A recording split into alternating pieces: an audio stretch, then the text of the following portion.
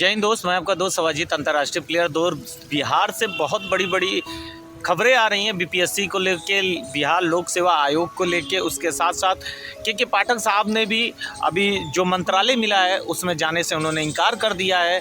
और अब क्या होगा, मैंने पहले से कहा था कि घमासान मचने वाला है। और बीपीएससी टीआरई 1.0 और 2.0 में जो धांधली करता है, जो धांधली करते टीचर हैं जिन्होंने पैसे देके इसमें इन्वॉल्व हुए हैं, वो सारे अब पकड़े जाएंगे।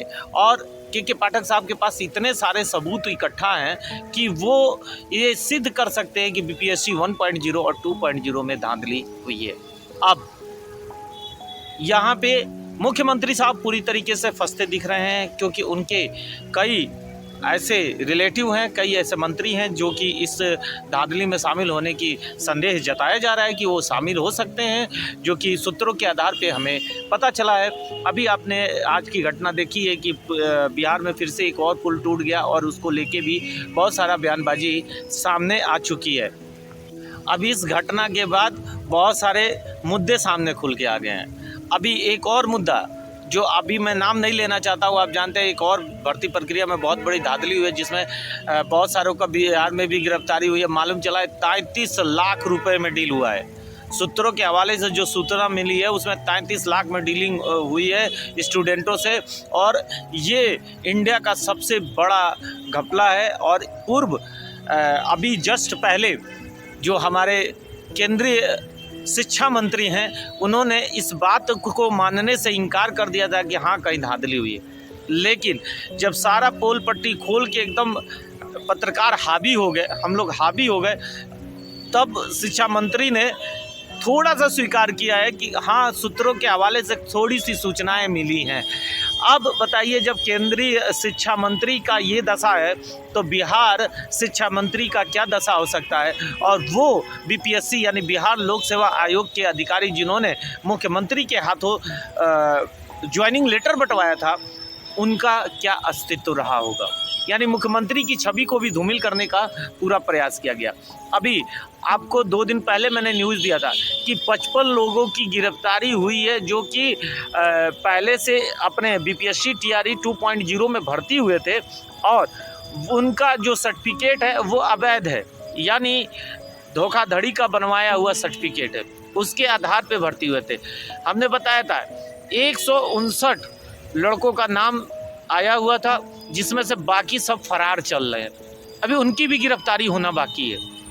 बिहार एक ऐसा राज्य जहां शिक्षा को लेके आज नालंदा विश्वविद्यालय का फिर पुनः हुआ निर्माण, लेकिन वहीं पे उसी राज्य में बीपीएससी 1.0 2.0 में जो धांधली हुई, ये अपने आप में ही एक असहज है। और समझने की ज़रूरत है कि जिस राज्य में विश्व का नंबर 1 विश्वविद्यालय था और पुनः उसको स्थापित किया गया है, ऐसे राज्य में शिक्षा का ये दशा है कि शिक्षकों के नाम पे 12 लाख 14 लाख रुपए घूस लेके भर्ती करके उनको ज्वाइनिंग लेटर हाथ में थमाया जा रहा है। ये है बिहार की दशा।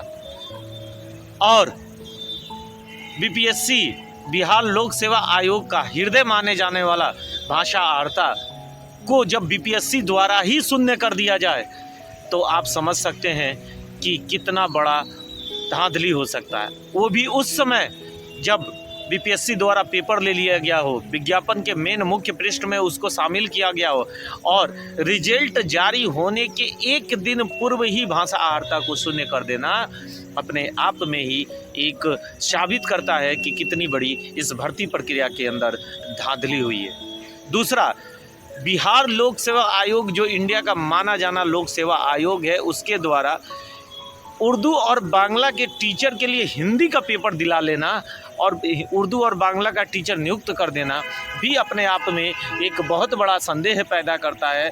और ये क्वेश्चन मार्क खड़ा करता है कि इतनी बड़ी संस्था जब उर्दू और बांग्ला का पेपर ही नहीं तैयार कर पाई, तो वो संस्था पेपर कैसे ले सकती है।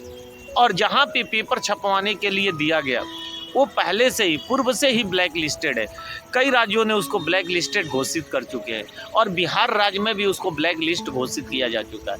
लेकिन 66वीं पेपर से लेकर 68वीं पेपर और बीपीएससी 1.0 2.0 तक की भर्ती प्रक्रियाओं में धांधली हुई है, ये गिरफ्तार शिक्षा माफियाओं ने बताया था। अभी के पाठक साहब कहाँ जाएंगे, ये एक क्वेश्चन मार्क फिर से बन गया है। और क्या वो पुनः शिक्षा विभाग ज्वाइन करेंगे या किसी अन्य क्षेत्र में जाएंगे? यदि उनका मन पसंदीदा क्षेत्र नहीं दिया जाता है तो वही शिक्षा विभाग में रहते हुए जितने घपलेबाजों को पकड़ा, जितने दोषियों को पकड़ा गया है, वो सारे सबूतों को कोर्ट के सामने रखेंगे। बीपीएससी टीआरई 2.0 भाषा अर्ता जो कोर्ट केस है, आज 19 तारीख के आज से फिर से कोर्ट प्रारंभ होने जा रहा है, हो चुका है और जल्द इस पे सुनवाई देखने को मिलेगी। आपको याद है कि एनईएम का जो भाषा अर्ता का केस 10,709 पदों पे लोगों ने जीता था, उसकी जो कॉपी है वो अपने भाषा अर्ता के फाइल में भी लगा दिया गया है कि ताकि भाषा अर्ता को आसानी से जीता जा सके और भाषा अर्ता के आधार पे इस भर्ती प्रक्रिया को रद्द किया जा सके या भाषा अर्ता के आधार पे इसका पुनः रिजल्ट जारी करने की मांग किया जा सके। बिहार एक ऐसा क्षेत्र जहां पूरे विश्व का शिक्षा का केंद्र माने जाने वाला क्षेत्र, नालंदा विश्वविद्यालय, अन्य विश्वविद्यालय जैसे स्थापित विश्वविद्यालयों के अंदर आज शिक्षा का स्तर बढ़ाने के लिए पहले 8वीं 10वीं और 12वीं के जो टीचर हैं उनको सही तरीके से नियुक्त करने की आवश्यकता है। बड़े विश्वविद्यालय खोल देने से या बड़े विश्वविद्यालय बना देने से शिक्षा की व्यवस्था अच्छी नहीं हो जाती। उसकी अच्छी व्यवस्था करने के लिए अच्छे शिक्षकों का भी चयन होना आवश्यक है। बिहार रही कि क्या बिहार में डोमिसाइल लागू हो सकता है? देखिए, बहुत अधिक संभावना है बिहार में डोमिसाइल लागू होने की, क्योंकि सामने है चुनाव और कौन बनेगा मुख्यमंत्री का दौर चालू होने जा रहा है। इसलिए बिहार के अंदर सबसे अधिक चांस है कि डोमिसाइल पुनः लागू हो, क्योंकि बिहार के ही लोग उसमें वोट देंगे और बिहार के वोट चाहिए, बिहार के युवाओं का वोट चाहिए, तो डोमिसाइल लागू करना पड़ेगा। भाषा अर्ता को पुनः लागू करके रिजल्ट जारी करना होगा। उन सभी गुनाहगारों को बाहर करना होगा जो कि धोखाधड़ी के माध्यम से बीपीएससी के थ्रू भर्ती हो गए। अब उनके ऊपर कार्रवाई का समय आ गया है और बिहार लोक सेवा आयोग द्वारा उस पर कार्रवाई किया जाए और जो शिक्षा विभाग का पेपर है एसएससी जैसे बड़ी कंपनियों को देके साफ और सुथरी भर्ती कराने का प्रयास किया जाए, ताकि बिहार में किसी भी प्रकार की धांधली ना हो। हमारी आवाज़ एक बिहार की आवाज़ है।